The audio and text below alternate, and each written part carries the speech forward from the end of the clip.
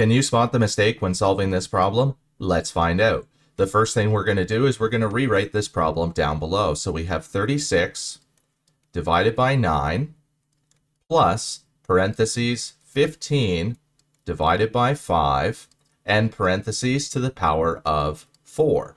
Since we have multiple operations within this same problem, we're going to have to make sure that we're following the order of operations in order to solve this problem properly.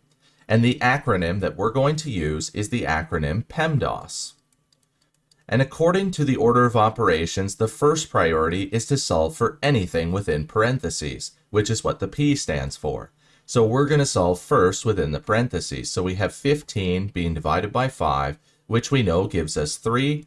Then we're going to drop down the rest of this problem. So we have 3 to the power of 4, and then we have 36 divided by 9 plus 3 to the power of 4.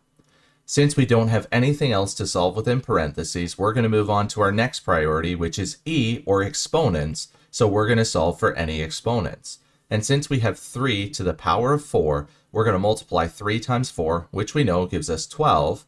And then we're going to drop down the rest of this problem. So we have 36 divided by 9 plus 12. Since we don't have any more exponents, we're going to move on to our next priority of multiplying or dividing.